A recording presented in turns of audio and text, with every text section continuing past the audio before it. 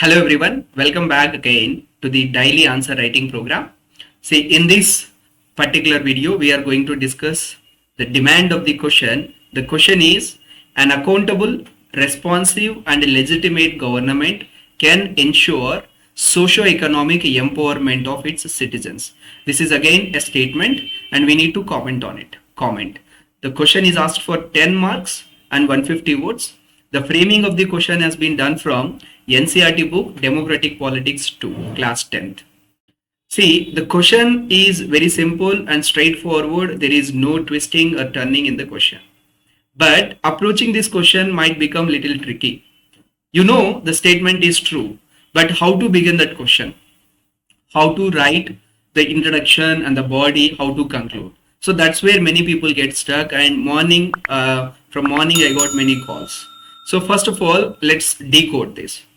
In the statement, what it is saying, there are emphasizing on three words: accountable, responsive and legitimate government. So what it can ensure? It can ensure the socio-economic empowerment. These are the 2 points.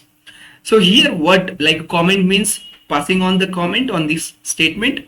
So what we need to do is, in the introduction, we will be beginning with what is accountable, responsive and legitimate government. You can 3 words you can mention.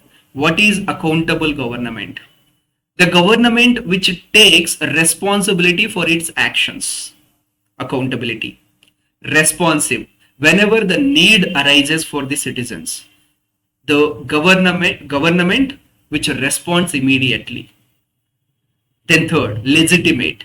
The government is formed constitutionally through the provisions, well-established provisions and legally well-established provisions, and the government is formed through the democratic process, particularly in case of India. So such a government, legitimate, that is the one which is elected by the people. It's not because of military coup or because of some autocratic or monarch based government. It's not that kind of government. That is called a legitimate government. Legitimacy is there in that government. So when these 3 elements are there, this government will lead to good governance. There is good governance.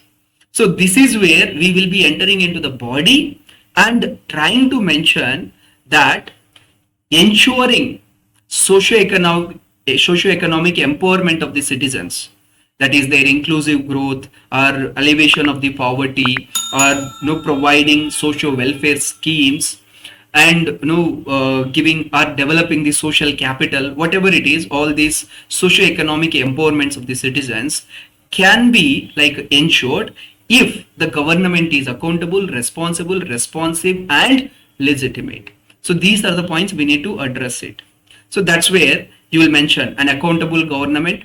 It will keep the governance process as transparent as possible, even if it may make it open, completely open. Whatever that happens is at the hands of the people, the entire information. Then second, it is responsible. You need to focus on those RAT principles: responsible, accountable and transparent government. Then responsive government. Something bad happens or some emergency situation comes, government responds immediately. Such a government. So then what will happen? The grievances of the citizens will be handled with utmost care, and that too in a prompt manner. That will again ensure, if somebody is excluded from a social welfare measure, then immediately government will take the measures to include such person. And if there is any person who is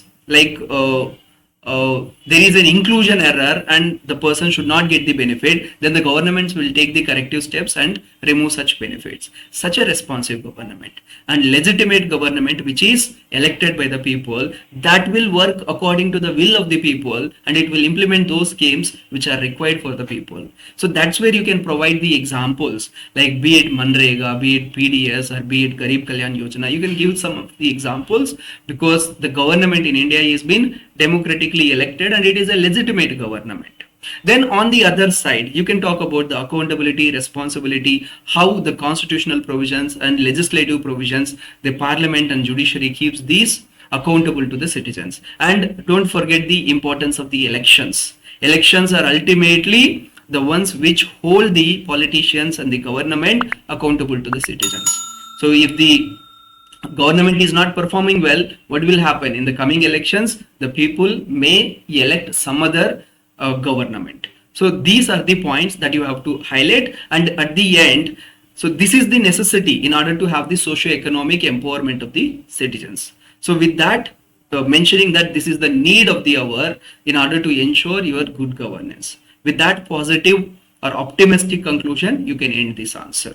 I hope this is clear. Take these points, take these guidelines, and write your own content.